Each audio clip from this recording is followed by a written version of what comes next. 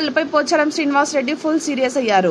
నసరుల్లాబాద్ మండలంలోని ధుర్కి, ఆంఖోల్ గ్రామాలలో కల్తీ కల్లు బాధితులను పోచారం పరామర్శించారు. ఇది ఒక విపత్కర పరిస్థితులలో ప్రభుత్వ యంత్రాంగం, రెవెన్యూ, పోలీస్ అధికారులు ఏ గ్రామాలలో కల్లు బాధితులు ఉన్నారో కనుక్కొని అట్టి గ్రామాలలో ఇంకా మిగిలిన వారు ఉంటే అంబులెన్స్ సిద్ధంగా ఉంచి ఆసుపత్రికి చేర్పించాలని అన్నారు.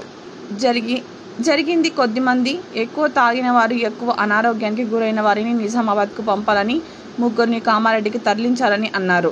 కల్తీ కల్లు బాధితులకు తగు చికిత్స అందించాలని అధికారులను సూచించారు. ఆర్గో చైర్మన్ కాసుల బాలరాజు ఇక్కడే అందుబాటులో ఉండి వెంటనే చికిత్స చేయించారు. నిన్ననే హైదరాబాద్ వెళ్లడం జరిగిందని, సాయంత్రం నాకు తెలిసిన వెంటనే సంబంధిత అధికారులతో మాట్లాడడం జరిగిందని, కల్తీ కల్లు బాధితులను వారి కుటుంబ సభ్యులకు తగు ధైర్యం చెప్పారు. నసరాబాద్ మండలంలో కొన్ని గ్రామాలలో,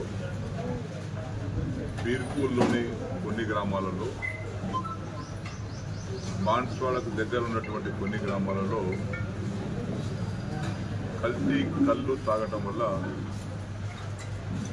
దాదాపు 60 మంది అస్వస్థతకు గురయ్యారు. ఆ తాగినటువంటి వ్యక్తులు ఆ మత్తులో విపత్కరమైనటువంటి పరిస్థితిలో వారిని ప్రభుత్వ యంత్రాంగం, excise department, revenue department, police department వెంటనే స్పందించి ఏ గ్రామాలలో ఈ కల్తీ కళ్ళు తాగి అనారోగ్యానికి గురయ్యారో గుర్తించి వారిని వెంటనే బాన్స్వాడ ఏరియా ఆసుపత్రికి తరలించారు.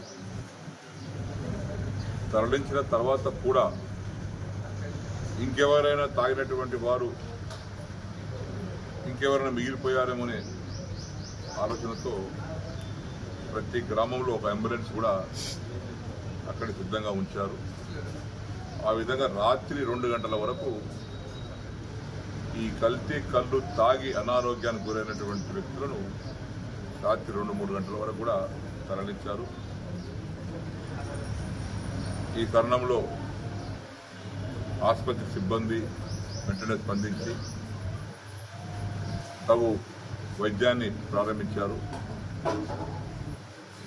కొంతమంది ఎక్కువ కల్తీ కళ్ళు తాగి కొంచెం విపరీతమైనటువంటి చర్యలు, విపత్కరమైన చర్యలు, ఇంకా అనారోగ్యానికి ఎక్కువ ఇబ్బంది అవుతుందేమని వారి యొక్క ఆరోగ్య పరిస్థితిని గమనించి కొంతమంది నిజామాబాద్ పంపించారు.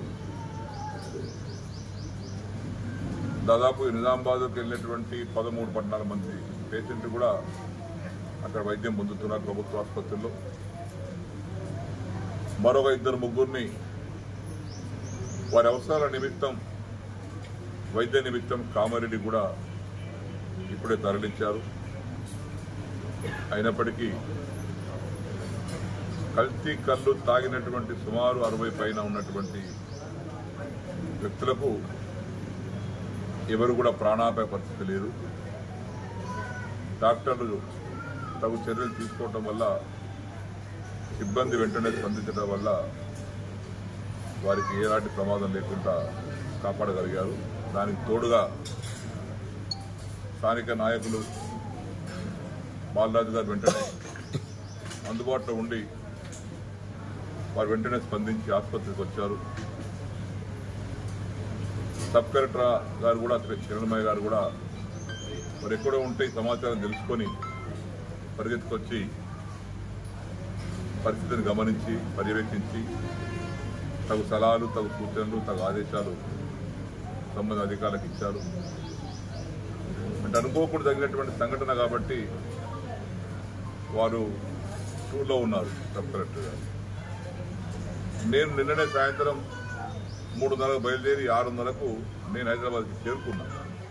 ఎందుకంటే నాకు కూడా 12 రోజుల నుంచి అనారోగ్యంగా ఉంటే, జలుబు, కళ్ళ నొప్పి ఉంటే ఈరోజు వైద్యం చేయించుకుందామని హైదరాబాద్ వెళ్ళాను.